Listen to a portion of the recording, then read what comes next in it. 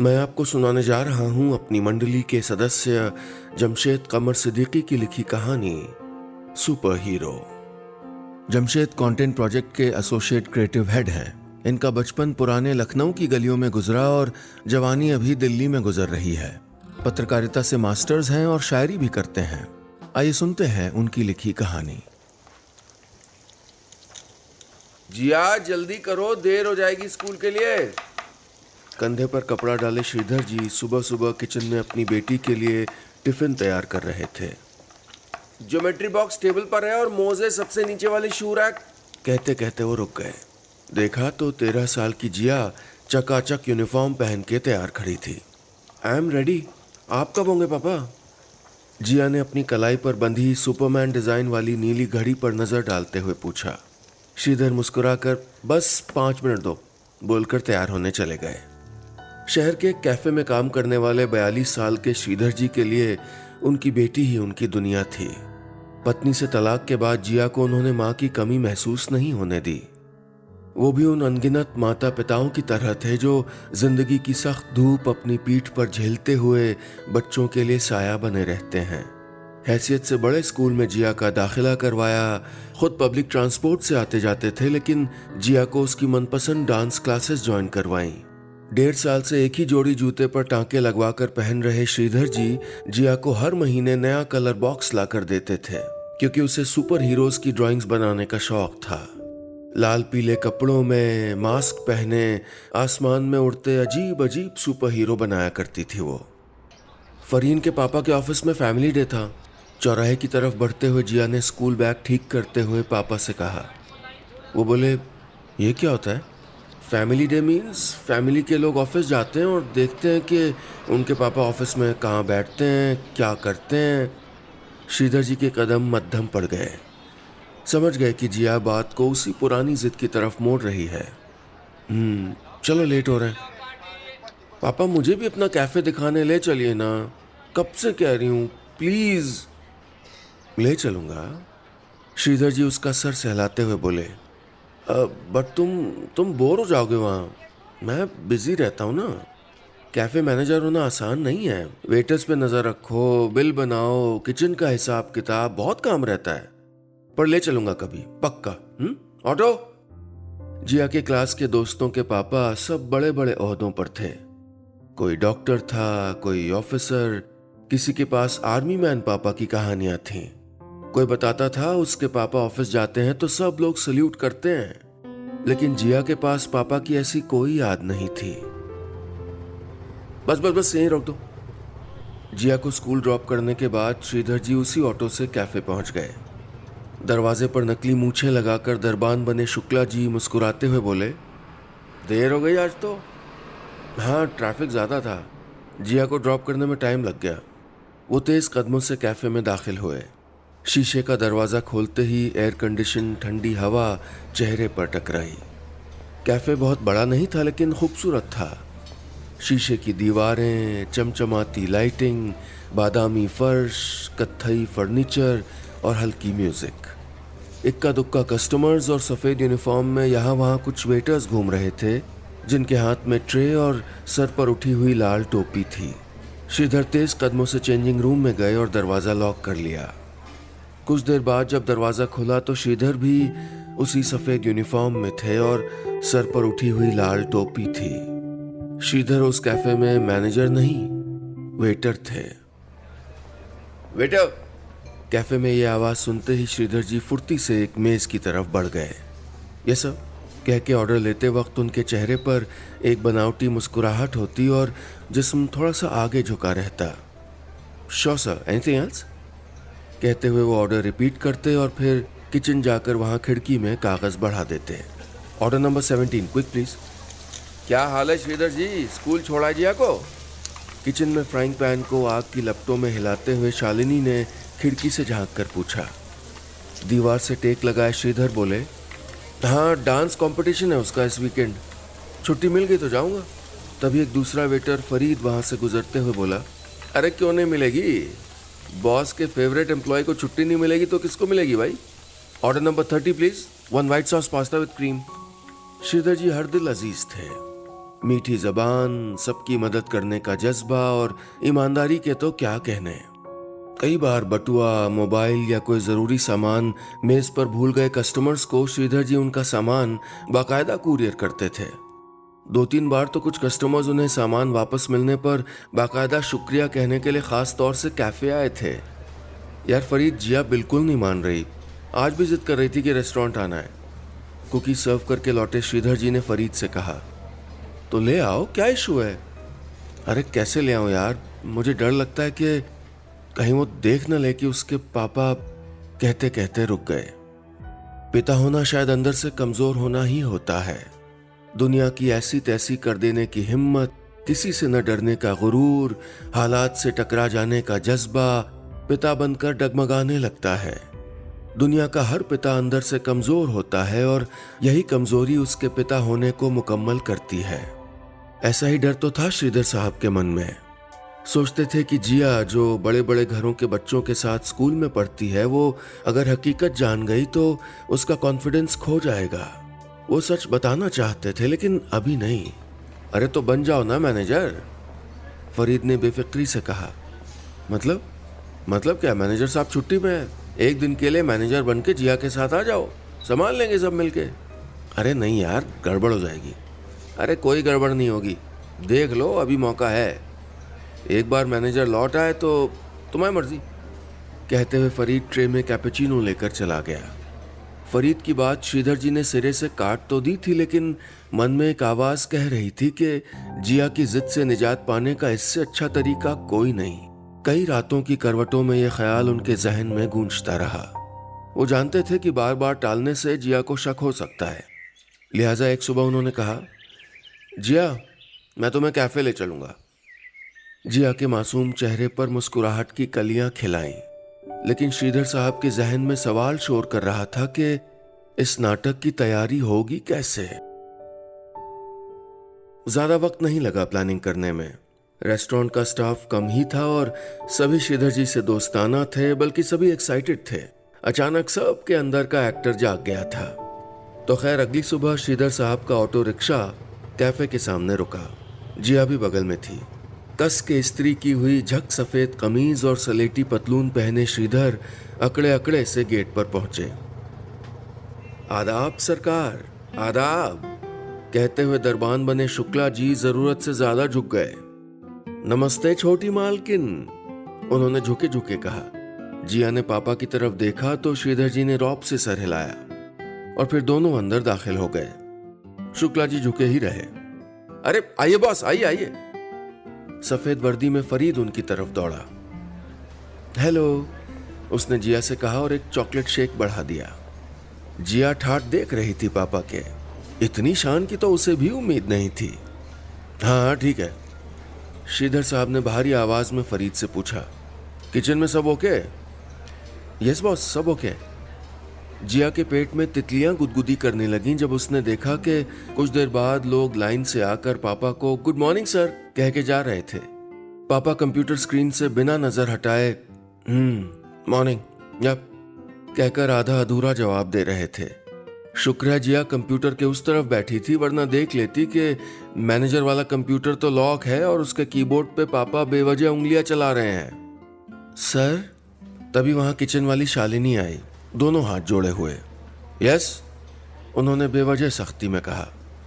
वो बोली, सर गांव जाना है, माँ की आंखों का ऑपरेशन है, 2 दिन की छुट्टी मिल जाती तो। जिया की आंखों में कैफे की चमक समाई जा रही थी। पापा कितने इंपॉर्टेंट थे वहां, हर कोई हाथ जोड़े था। दुनिया में एक बेटी के लिए पिता को हीरो बने देखने से सुखद कुछ नहीं होता। खुशी खुशी घर आने के बाद श्रीधर साहब के अगले कुछ दिन मजे में कटे। जिया के बर्ताव में तब्दीली थी। वो पापा को पहले से ज्यादा चाहने लगी थी। स्कूल में दोस्तों से बातचीत में कहीं ना कहीं से पापा का जिक्र जरूर ले आती। पापा के कैफे में ना अमेजिंग चॉकलेट शेक मिलता है, आई स्वेयर। पापा मैनेजर है वहां, छुट्टी भी वही देते हैं सबको। जिया की बेस्ट फ्रेंड सिद्रा, जिसके पापा उसे लंबी सी लाल कार से छोड़ने और लेने आते थे, उसे भी जिया ने बताया कि पापा जब कैफे पहुंचते हैं तो बड़ी बड़ी मूंछों वाले एक अंकल जमीन तक झुक के सलाम करते हैं और जब तक पापा अंदर नहीं जाते वो वैसे ही झुके रहते हैं। वाओ, दैट्स अमेजिंग, सिद्रा कहती। You must be so proud ना। घर पर जिया ड्राइंग बनाती थी जिसमें काला चश्मा लगाए एक लाल कपड़े वाला सुपर हीरो कंप्यूटर के सामने बैठा है और उसके सामने लोग लाइन लगाए खड़े हैं। लिखा होता था, लव यू पापा। श्रीधर साहब के बर्ताव में भी पहले से ज्यादा चुस्ती थी। वो सारे कलीग्स का बार बार शुक्रिया करते नहीं थक रहे थे, लेकिन उन्हें नहीं पता था कि ये खुशियां बस चंद दिनों की हैं, क्योंकि झूठ के सिरे कितनी भी मजबूती से क्यों न बंधे हों, एक न एक दिन खुल जाते हैं। Table number 12, 2 black coffee with Sunday roast. Hello sir, hello madam. So would you like to place your order? Shalini, order number 14 please, जल्दी। Thank you sir, please visit again. Sridhar साहब की जिंदगी रेस्टोरेंट में दौड़ते भागते इन्हीं जुमलों के बीच गुजर रही थी। ऐसे ही एक दोपहर कैफे में काम के दौरान उनकी नज़र सामने लगी घड़ी पर गई। दोपहर के 1:15 बज रहे थे। ये जिया के स्कूल की छुट्टी का वक्त था और इस वक्त वो घर के लिए निकल जाती थी। वो सोच ही रहे थे कि अचानक एक तेज आवाज से चौंक गए। पलटकर देखा तो टेबल नंबर 3 के पास टोमेटो केचप की बोतल बिखरी पड़ी थी। मेज पर बैठे एक लड़के का हाथ लगने से वो टूटकर फर्श पर बिखर गई थी। डोंट वरी सर, आप रहने दीजिए, मैं कर देता हूँ, कहते हुए श्रीधर जी उस तरफ बढ़े और जमीन पर बिखरे कांच के टुकड़े ट्रे में उठाने लगे। कैफे में छोटा मोटा हाउसकीपिंग का काम वेटर्स को ही करना होता था। श्रीधर जी कांच हटाने लगे और फिर जमीन पर बैठकर उन्होंने पोछे से वहां बिखरा केचप साफ करना शुरू कर दिया। बड़ी तन्मयता से वो कपड़े को फर्श पर रगड़ रहे थे कि ठीक उसी वक्त उनकी लाल टोपी गिर गई। श्रीधर जी एक पल ठहरे और फिर टोपी लगाते हुए उन्होंने सर उठाकर सामने की तरफ नजर की। वो कांप गए। शीशे से एक जोड़ी नम आंखें उन पर टिकी थीं। डबडबाई मासूम आंखें लिए जिया उनको देख रही थी। स्कूल यूनिफॉर्म की नीली फ्रॉक पहने 2 चोटियां बांधे जिया कांच से सर टिकाए खड़ी थी। जिया, श्रीधर बुदबुदाए। उस रोज जिया ने पापा के कैफे आने का सरप्राइज प्लान किया था। सिद्रा के पापा अपनी कार से उसको वहां ड्रॉप करके गए थे। शीशे से झांकती आंखों में टूटे हुए उन सपनों के रंग थे जो कुछ दिन पहले जिंदगी ने उसे दिए थे, लेकिन अब साफ हो गया था। वो सब धोखा था, छलावा था, झूठ था। हकीकत तो ये थी जो आंखों के सामने थी। वेटर की यूनिफॉर्म में घबराए हुए पापा जमीन पर बिखरे सॉस को पोछे से साफ कर रहे थे। जिया रुको, उन्होंने आवाज लगाई, लेकिन वो चली गई। मासूम दिल जिंदगी की मसलतों को कहां समझ पाते हैं। हालात की उलझने, मजबूरियां, दुश्वारियां उनके सीधे सपाट जहनों में कहां बैठ पाती हैं। बाप बेटी के बीच एक मुश्किल और भारी खामोशी पसर गई। मैं बताने वाला था तुमको जिया सुनो तो। शाम को घर पहुंचकर श्रीधर साहब ने तकिया में मुंह देकर लेटी जिया से कहा तो उसने दूसरी तकिया से भी सर ढक लिया। श्रीधर जी के आंसू गालों पर लुढ़क रहे थे। उन्होंने कांपता हुआ हाथ उसके पैर पर रखा और बोले, I am sorry Jiya, I am very sorry. उनके पास इससे ज्यादा कहने को कुछ था भी नहीं। गली की नुक्कड़ वाला पुराना मकान जिसकी शामें बाप बेटी की बेतुकी और बेतकल्लुफ बातों से गूंजती थीं, अब खामोश था। श्रीधर साहब रात को जिया के बगल वाली मेज पर जो दूध का ग्लास रखते वो सुबह वैसा ही भरा मिलता। इन दिनों वो बिस्तर पर लेटे हुए अतीत के कड़वे लम्हे याद करते। जहन में पत्नी के पुराने ताने भी गूंजते। कब तक करोगे वेटरगिरी? इससे 3 लोगों की जिंदगी कैसे गुजरेगी? मुझे इस कबाड़ खाने में जिंदगी नहीं काटनी है।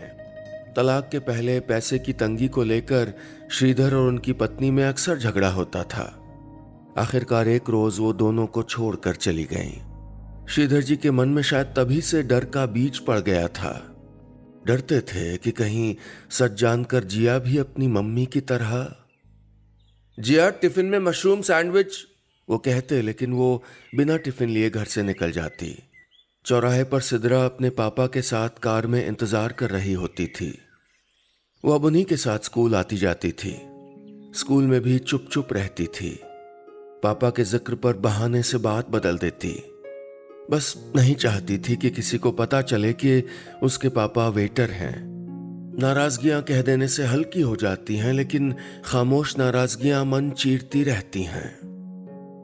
ऐसा ही मन लिए एक शाम श्रीधर जी ने जिया की टेबल पर बिखरी सुपर हीरो वाली पेंटिंग्स देखी।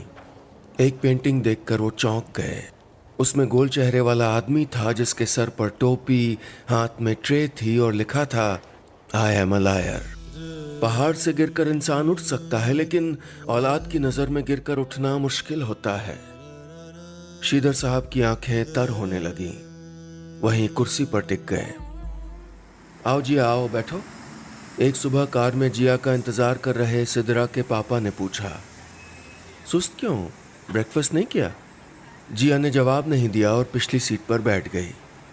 नज़र सीट पॉकेट में रखे अंग्रेजी अखबार पर पड़ी तो यूं ही पलटने लगी। अखबार पलटते पलटते अंदर के एक पन्ने पर अचानक नज़र ठहर गई। उसकी आंखें फैलने लगी। वहां उसके पापा की तस्वीर थी।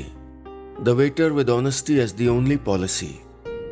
खबर देखकर चेहरे पर घबराहट छाने लगी। लिखा था, एक शख्स के मुताबिक इस वेटर ने उसके छूटे हुए बटुए को बाकायदा कुरियर किया जिसमें काफी रकम थी। अब तो सबको पता चल जाएगा कि पापा, सोचते हुए जिया की सांसें फूलने लगीं। बदनामी का डर चेहरे पर दिखाई दे रहा था, जैसे उसकी चोरी दुनिया के सामने खुलने वाली थी। वही हुआ भी। स्कूल पहुंची तो गेट पर कुछ लड़के हंसते हुए बोले, तेरे पापा की फोटो आई ना पेपर में? नहीं नहीं तो, कहते हुए वो कतरा कर निकल गई। आंखें नम थीं, मन सिसक रहा था। असेंबली के बाद क्लासरूम में बैठे हुए भी उसके कान गर्म थे। दिल कर रहा था कि बस कहीं भाग जाए। Students silence please. तभी क्लास टीचर रेनू मैम की आवाज गूंजी, बच्चों आप लोगों को कुछ बताना चाहती हूँ, जिया इधर आना। जिया के पैर कांपने लगे। उसकी मासूम आंखें आंसुओं से चमक उठीं। जो बात वो दुनिया से छुपा कर रखना चाहती थी, अब दुनिया उस बात पर ठहाके लगाने वाली थी। जिया के हाथ कांप रहे थे। वो आहिस्ता से उठी और लड़खड़ाते कदमों से टीचर के पास पहुंचकर सर झुकाकर खड़ी हो गई। टीचर ने उसके सर पर हाथ फेरा। बच्चों, हमने कल हिंदी में ईमानदारी सबसे बड़ा धर्म है चैप्टर पढ़ा था ना? सब बच्चों ने सुर मिलाते हुए यस मैम कहा। जिया के पापा ने ये बात साबित की है। मैंने अखबार में देखा तो सोचा आप सबको बताना चाहिए। उन्होंने पर्स से अखबार निकाल कर दिखाया। फिर जिया के पापा की खूब तारीफें की और आखिर में कहा, ऐसे ही लोग तो सोसाइटी के असली हीरो होते हैं, है ना? हीरो? ये शब्द जिया को अजीब सा लगा। उसने तो सोचा था कि सब हंसेंगे, लेकिन वहां तो तालियां बज रही थीं। तालियां? वो हैरानी से इधर उधर देखने लगी। ये कैसे हुआ? समझ नहीं आ रहा था। तुम भी बड़ी होकर अपने पापा की तरह बनना हो के? टीचर ने कहा। जाओ सीट पे जाओ। जिया ने हैरान नजर क्लास में दौड़ाई। सब उसे फख्र से देख रहे थे। ये सब जादू लग रहा था उसे। पूरा दिन स्कूल में जिया के जहन में तालियों का शोर गूंजता रहा। हीरो शब्द उसे बार बार याद आता रहा। छुट्टी के वक्त सिद्रा के पापा ने भी अखबार वाली खबर देखकर कहा, congrats Jiya, you are lucky to have a father like him. वो अखबार देखकर खास तौर पर मिलने आए थे। जिया की आंखें गुलाबी होने लगीं। पिता ऐसे ही तो होते हैं, दिन भर दफ्तरों में माथापच्ची करते हुए, फैक्ट्रियों में पसीना बहाते हुए, बाजारों में धूप सहते हुए, सड़कों पर आवाज लगाते हुए, दर्द, शर्मिंदगी, बेबसी से किसी सुपर हीरो की तरह लड़ते हुए। वो ये लड़ाई दुनिया बचाने के लिए नहीं लड़ते, सिर्फ अपनी औलाद के चेहरे पर मुस्कुराहट बचाने के लिए लड़ते हैं। हर डरा हुआ पिता एक सुपर हीरो होता है। जिया के नाजुक मन में ये बातें तो नहीं आईं, लेकिन धीरे धीरे उसे समझ आ रहा था कि पापा कितने अच्छे हैं। अंकल, आप मुझे पापा के कैफे ड्रॉप कर सकते हैं प्लीज?